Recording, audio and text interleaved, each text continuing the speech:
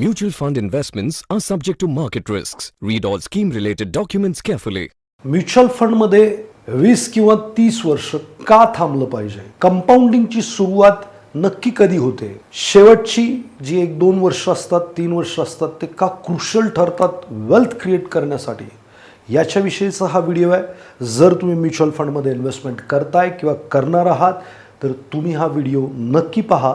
तुम्हाला कंपाऊंडिंगचं महत्त्व, कंपाऊंडिंगची ताकद आणि का तुम्हाला सांगितलं जातं 20 ते 30 वर्ष तुम्ही म्युच्युअल फंडमध्ये इन्व्हेस्टमेंट करा, याच्या प्रश्नांची उत्तरं मी या व्हिडिओमध्ये देणार आहे. नमस्कार मित्रांनो, मी आकाश गुंदावले. मागच्या 22-23 वर्ष फायनान्समध्ये काम करतो आहे. मागच्या 12-13 वर्षापासून लोकांना फायनान्शियल लिटरसी या विषयावरती मी मार्गदर्शन करतो आहे. बघा, मी कॅल्क्युलेशन दाखवते साधं सरळ. जेव्हा तुम्ही म्युच्युअल फंडमध्ये इन्व्हेस्टमेंट करता त्यावेळेला जेव्हा तुम्ही सुरुवात समजा 10 लाख रुपयाची इन्व्हेस्टमेंटनी केली आणि त्याला समजा मी असं पकडलं की 13% परतावा मिळतो आहे, अशी ही जी परिस्थिती आहे, तर ही जर आपण पुढे पाहिलं तर पहिल्या 2-3 वर्षात असा विशेष तुम्हाला फरक दिसणार नाही आहे. बघा, हे 10 लाख रुपये आहेत, तर हे 10 लाख रुपये वाढायला सुरुवात झाली आहे. आपण 13% रिटर्न पकडलेत तर 1,30,000 रुपये वर्षाला वाढत आहेत. आता हे स्ट्रेट फॉरवर्ड नाही वाढत, पण जनरल आपण पकडू तर 3 वर्षात काय झालं आहे हो, तुमच्या 10 लाखाचे फक्त 15 लाख रुपये झालेत. म्हणजे फक्त असं म्हणूयात की 50% रक्कम वाढायला 3 वर्ष लागल्यात. ठीक आहे.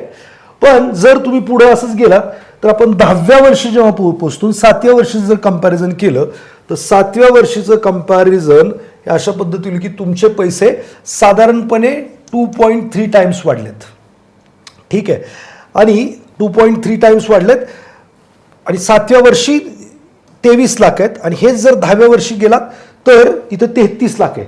म्हणजे काय की 3.3 टाइम, म्हणजे जवळपास शेवटच्या 3 वर्षामध्ये 7 ते 10 मध्ये कंपाऊंडिंगची खरी सुरुवात झाली आहे.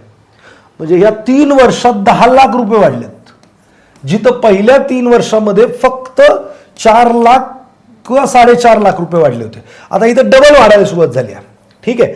आता हेच जर आपण पुढे कंटिन्यू पाहत गेलो तर तुमच्या लक्षात येईल की कंपाऊंडिंगची पॉवर. हेच जर मी तुम्हाला म्हटलं की तुम्ही थांबलात आणि 16-17 वर्षापर्यंत गेलात, तो 17 वर्षाचा जर विचार केला तर तुमचे पैसे इथं 80 लाख रुपये झालेले आहेत. आता हे 80 लाख तुम्ही काढून घेतले आणि पुढे फक्त 3 वर्ष थांबलात. 20व्या वर्षापर्यंत जर तुम्ही थांबलात तर ते पैसे झाले साधारणपणे 1,20,00,000. म्हणजे इथं तुमचे 35 लाख रुपये वाढलेले आहेत. म्हणजे फक्त 3 वर्षात 3.5 टाइम जर विचार केला तर इथं 80 लाख रुपये तुम्ही घेऊ शकत होता 17व्या वर्षी आणि 20व्या वर्षी गेलात तुम्ही तर डायरेक्ट 1,15,00,000 रुपये आहेत. सो कंपाऊंडिंग आणि जेवढे वर्ष तुम्ही तिथं देता त्याचा जो इफेक्ट आहे तो प्रचंड आहे. मग तुम्ही जर ह्या सगळ्या जर्नीत बघितलं तर असं बघा, 17 वर्षात तुम्ही जे 10 लाख रुपये टाकले होते ते 8 टाइम वाढले. हे जर विचार केलं 8 टाइम. ठीक आहे. पण फक्त पुढे 3 वर्षात ते किती टाइम वाढले? 4 टाइम, साधारणपणे 3.5 टाइम फक्त 3 वर्षात. म्हणजे 30 to 33% पैसा फक्त शेवटच्या 3 वर्षात वाढलाय. 33%.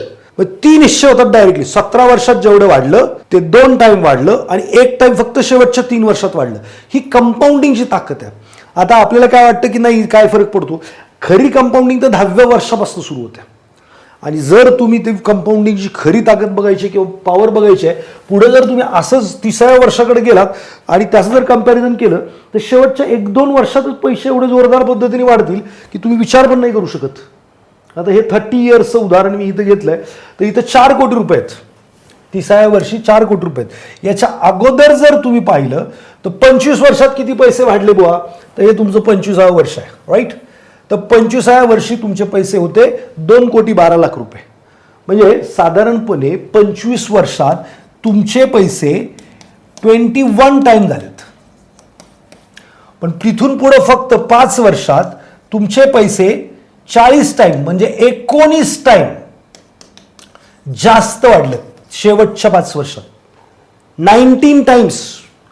2,10,000 ते 4 कोटीचा हा जो पल्ला आहे तो 19 टाइम. म्हणजे इथून एवढ्यात ते वाढलेत 20-21 टाइम, म्हणजे 50% टेंटेटिव्ह 5 वर्षात, शेवटच्या 5 वर्षात 50%, म्हणजे काय म्हणता येईल, डबल झालेत पैसे. Can you imagine? इथं जर निघालात तुम्ही तर 21 टाइम तुमचे पैसे वाढतात, आणि इथं जर तुम्ही निघालात तर 39 टाइम्स पैसे वाढतात. फक्त शेवटच्या 5 वर्षात ऑलमोस्ट तेवढ्याच टाइम पैसे वाढले जेवढे 25 वर्षात वाढलेत. सर, वेळ इथं सगळ्यात मोठा हतियार आहे. आणि प्रॉब्लेम हा आहे की तुम्ही मला जर 25-30 वर्ष कोणी बघितलेत, मी म्हणत नाही की तुम्ही सगळेच पैसे एवढ्या वर्षांसाठी ठेवा, पण तुमचा जो रिटायरमेंटचा कॉर्पस आहे किंवा जो पैसा तुम्हाला लागणार नाही तो 25-30 वर्ष ठेवायला काय हरकत आहे. खरी कंपाऊंडिंगची मजा घ्या, आणि खरी श्रीमंती फक्त तुम्ही पेशन्स ठेवली की मिळून जाईल. साहेब, हा जो पैसा आहे ना पुढे लाईफ टाईम संपणार नाही. 30 वर्षानंतर त्याचं व्हॅल्यू काय, हे काय ते काय, हे दगडं हवेत मारण्यापेक्षा किंवा इतरांना वेड्यात काढण्यापेक्षा actual real rate of return पाहिला ना तरीसुद्धा तुमच्या हातामध्ये 6-7% नक्की मिळेल. 6-7% रिटर्न म्हणजे काही जोक नाही आहे.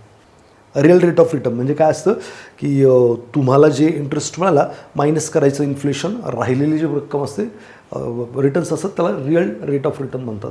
तरी जो 6-7% it's not joke at all.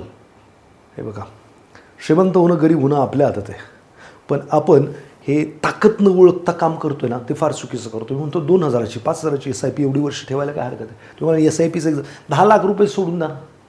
10 lakh रुपये, मी म्हणतो ज्याचा ₹1,00,000 पगार आहे त्याचं वर्षाचं अर्निंग त्यांनी 1 वर्षाचं बाजूलाच काढून ठेवा, जो रिटायरमेंटला कामाला येईल.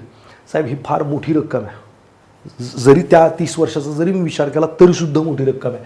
आणि बरीच लोक म्हणतील आम्हाला SIPनी काय बुवा कंपाऊंडिंगचं मजा कशी येईल, तर ती पण मी तुम्हाला दाखवतो. की बघा, तुम्ही जर 15 वर्ष SIP केली, आता याच्यामध्ये रेग्युलर पैसे तुम्ही भरताय. तुम्ही जर समजा एक 10,000ची SIP केली, 15 वर्ष केली, 12%नी 47 लाख रुपये होतात. पण हेच जर तुम्ही पुढं 5 वर्ष वाढवले, 20 वर्ष, तर 47 लाखाऐवजी 91 लाख रुपये होतात, 92 लाख रुपये होतात. इन शॉर्ट, तुमचे पैसे डबल झाले फक्त 5 वर्षात.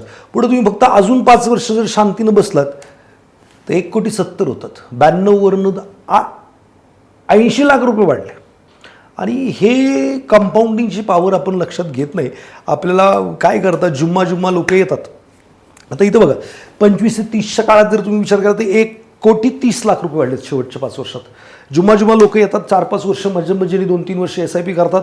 एमफीचा डेटा सांगतोय की 100 लोक जी SIP आज सुरू करतात, पहिली 5 वर्ष फक्त 11 लोक टिकतात. फक्त 11, म्हणजे 89 लोक काहीतरी काम काढतात किंवा काहीतरी त्यांची गरज निघते किंवा त्यांना काहीतरी त्याच्यामध्ये पोटेन्शियल वाटत नाही, तो आकडा बनलेला दिसत नाही आणि मग ते निघून जातात. साहेब, आपण आपल्या नशिबाला म्हणजे काय म्हणतात वरदान मिळाले त्याला अभिशाप करून टाकतो, बाहेर पडतात. एमफीचा डेटा पुढे हे सांगतो की 10 वर्ष फक्त 2 लोक टिकतात. म्हणजे 100 लोकांनी जर आज SIP केली तर पुढच्या 10 वर्षापर्यंत फक्त 2 लोक राहतात. मी असं नाही म्हणते की तुम्ही सगळेच पैसे उचलून तिकडे टाका, पण जे टाकाल ना त्याला फक्त पेशन्स ठेवा, चिकाटी ठेवा. एवढे काही पैसे बनतात ना की सुरुवातीला विश्वास ठेवणं अवघड आहे. मित्रांनो, हा जो व्हिडिओ आहे हे मी फक्त हे सांगण्यासाठी तुम्हाला केलं आहे की तुम्ही 10 वर्षाच्या आतला जर तुमचं हॉरिझॉन आहे तर हा पैसा म्युच्युअल फंडला देऊच नका, कारण तुम्हाला कंपाऊंडिंग कधीच कळणार नाही. पण तुम्ही जर मनाशी खून गाठ बांधली, एव्हरीथिंग इज पॉसिबल, विसरून गेलात 10 लाख रुपये 20 लाख रुपये, तर त्याची काय करामत होऊ शकते 10-20-30 वर्षांनी. विचार करा. आज तुमचं वय काय, 30 वर्ष, पगार जर 1 लाख रुपये, चला 1 वर्षाचा पगार मी म्हणतो बाजूला ठेवा, 12 लाख रुपये काढून ठेवा, जे 30 वर्ष इथून पुढे लक्ष नाही द्यायचं त्याच्याकडे. साहेब, आलेले सगळेच पैसे खर्च, तुमच्या रिटायरमेंटला तुम्हाला अडचण नसणार. जर तुम्ही म्हणाल 30 वर्ष कोण जगतं, हे बघा, जगला नाहीत तर काय अडचण नाही, रिस्कच नाही. मी हमेशा म्हणतो जगलात तर रिस्क आहे, आणि ती रिस्क बेअर करण्यासाठीची ही इन्व्हेस्टमेंट आहे. काय रिस्क आहे? जगलात, म्हातारे व्हाल 60व्या वर्षी, काम नसेल, पैसे पण नसतील, आजारपण जडलेलं असेल. पैसे नसताना, काम नसताना, आजारपण असताना कसं जगणं एक शक्य आहे? त्यावेळेला काय करावं लागेल? पण मी काय म्हणतो, नाही जगलात तर व्हेरी गुड, मग तर रिस्कच नाही, मरू तिकडे जाऊ द्या. पण मी माझ्या उर्वरित आयुष्यासाठी आत्ता जे कमवतो त्यातनं एक हिस्सा बाजूला काढणं काय हरकत आहे? तर नक्की याचा तुम्ही विचार करावा. विचार नाही, कृती करावी. विचार तर सगळेच लोक करतात, सगळ्यांनाच करोडपती व्हायचं आहे, विचार सगळेच करतायत, पण कृती ॲक्शन कोणी करत नाही. आणि मी असं हमेशा म्हणतो की education is information not a transformation. तुम्ही तुमच्या म्हातारपणाचं, मुलांच्या शिक्षणाचं नक्कीच अशा पद्धतीने मॅनेजमेंट करा, असं माझं हात जोडून विनंती आहे. कुठे पण करा, पण करा. कदाचित हा व्हिडिओला लाईक शेअर करूच नका, पण माझं असं मत आहे की तुम्ही हा व्हिडिओ ऐकून थोडे तरी सिरियस व्हा आणि कृती करा. सायंटिफिक अजून एक उदाहरण देतो, बघा पटतंय का.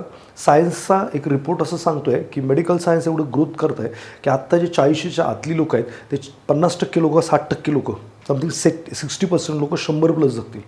आता 100+ जगतील असं जर तो डेटा सांगतो आहे, आजच्या तारखेला मला वाटतं भारताचं ॲव्हरेज एज पुरुषांचं 72, महिलांचं 74 आहे.